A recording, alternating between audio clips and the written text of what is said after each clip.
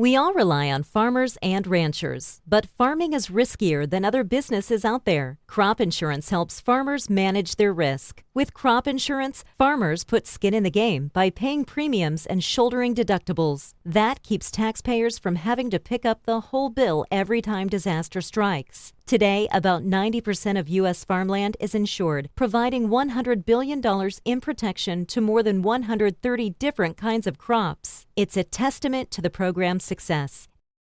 Thank you for joining us for this week's Agri-Pulse Washington Week in Review. I'm Spencer Chase, joined as always by Agri-Pulse's Phil Brasher, as well as this week by Arkansas Republican Rick Crawford. And Congressman Crawford, we appreciate you joining us. Sure thing.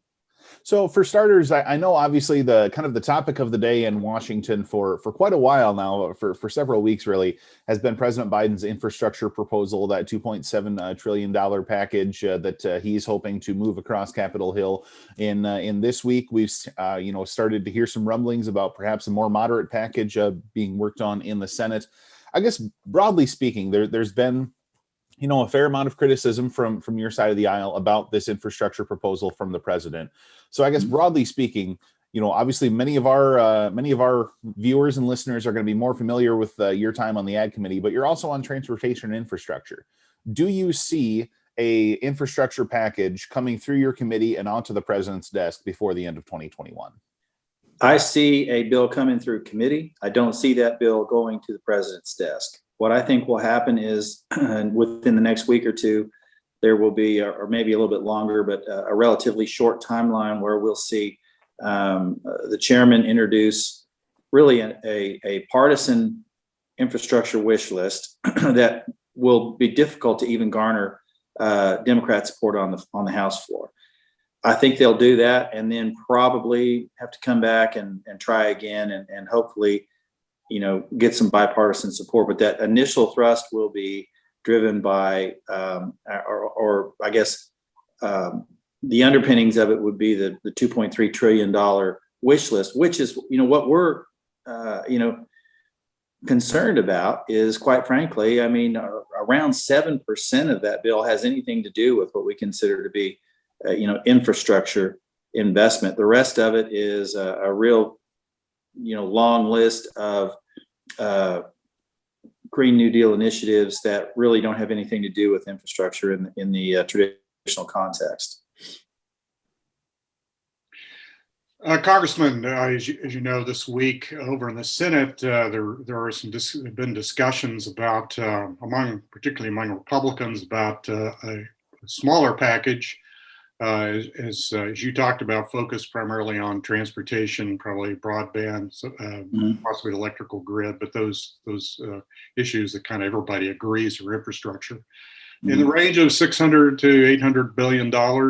And Senator Chris Coons, who's close to the president, Democrat from Delaware, suggested that there could be an agreement around something like that, and the Democrats would just do the rest of what they want to do through the budget reconciliation process. Do you see a path forward for a bill in the range of $800 billion that the Republicans in the Senate and the House could get behind?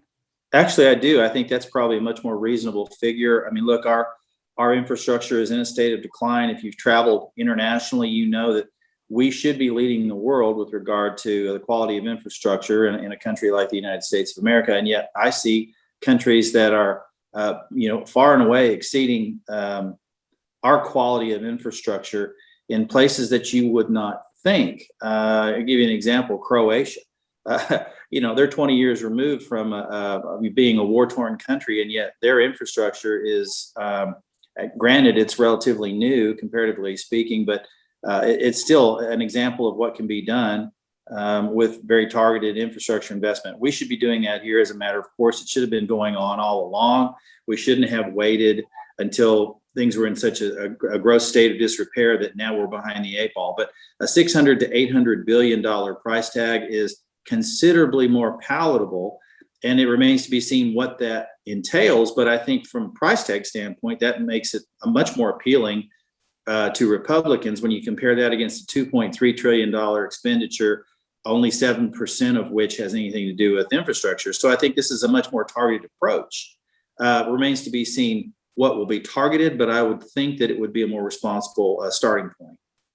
Can Republicans agree on user fees to pay for that? And do you think Democrats would go along with separating out those issues that really are really widely popular throughout the country? So it's two questions. Can you pay for it, and do you think Democrats will? Well, that's always the question. I mean, $600 to $800 billion is not chump change, and it's still going to have to come out of somebody's pocket. And what we find is that usually it's the taxpayer that picks up the tab. It's not usually; it's always the taxpayer picks up the tab, and it's just a question of how much burden are we going to place on the taxpayer for this particular investment, and how are we going to go about doing that? I think that user fees do make sense, because if you're not availing yourself of a particular infrastructure, then why should you have to pay for it? That's a pretty sound argument. I do think that the states should be given a considerable amount of control and flexibility with regard to the projects within their state. We've seen tolling used in some states, but only on limited basis. Not every state has the authority to toll. I think there are some really workable models for tolling. Not every thoroughfare is a good example where tolling could work, but in those areas where it can, and states that are willing to go along with that should be given the opportunity to implement that at their discretion. Unfortunately, there are only a handful of states that do have the authority under certain federal programs to implement tolling. And so that creates a little bit of a problem for states. And so I would like to see us, I'm not saying everything ought to be tolled. What I am saying is the state should be given the authority to do that. If the citizens of their state agree with that and want to implement tolls on their roads, they should have the authority to do it. We've talked about this bill being an infrastructure, but it's also a climate bill. The president really wants to use it to advance his climate policy. The Democrats, particularly in the Senate, who want to use this bill to significantly increase spending for conservation programs heading into the next farm bill, conservation stewardship program, conservation reserve program, EQIP, so forth. Senator Booker put in a bill that would do that this week. Senator Stabenow, chairwoman of the Senate Ag Committee, is interested in that. What do you think? Is there going to be Republican support for that? Do you think it's even a good idea? Well, I'll tell you what, I thought we made some great strides in the 2018 Farm Bill with regard to expanding conservation programs, particularly in CRP, where there was a pretty good expansion of acres there. And I think you should have to keep something else in mind, that this is a conversation that is often, it should be front and center. We have this debate in the context of environmental activists calling for X, Y, and Z. What I want people to understand is that farmers are not environmental activists, but they are active environmentalists, which means that they engage in sustainability practices and have done for years and never got any credit for it. So I think what we should do is examine the practices that are common on farms and ranches across the country and find a way to monetize those programs. And I'm talking about in the context of the marketplace, based on consumer demand, figure out a way that the practices that they're already engaged in can be manifest in a positive way on that producer's balance sheet. Whether that means they're getting more for their product at the farm gate, or if it means that they're saving more money in production costs. Either way, I want to see that manifest on their balance sheet in a meaningful way. That, to me, is how we're going to achieve sustainability, because the practices are already in place. I mean, these are things that have been done for, you think about conservation tillage, for example. I mean, farmers have been engaged in that for decades. Now, there may have been an economic factor that was driving that years ago. I mean, we're going to reduce passes across the field. But at its heart, it's a conservation program. And yet farmers do that, get very little credit for it. We're talking about establishing a carbon market. And I think that should be primarily to the benefit of farmers, who are the primary sequesters of carbon. And yet what I'm afraid of is that it's going to materialize as some sort of a get-rich scheme for hedge funds and that farmers, much like the commodity markets, will be left on the sidelines and not participating in a material way, and the carbon market will pass them by in terms of a meaningful impact on their bottom line. So there's a lot of things to consider here, but we don't want to be, the last thing we want to do, in my opinion, is be punitive to farmers who have really led the way on conservation at a time when we weren't even talking about it in terms of conservation, but it was a naturally occurring phenomenon because it was good for their farms, for sustainability, it was good for their bottom lines, and it was good for their production practices. Congressman, I want to wrap things up here today talking about provisions that were in some recently passed legislation on minority farmer assistance. Of course, in the coronavirus relief package that the House, Senate, and Biden administration pushed through earlier this year. Obviously, a lot of those provisions were not particularly popular among many Ag Committee Republicans. And wondering, as Committee Chair David Scott is, kind of toyed with the idea of doing some additional legislation on this subject, if he wanted to win over some GOP support for, additional minority farmer assistance, what does the chairman and other folks working on that legislation need to do to get your vote and the vote of others on the committee?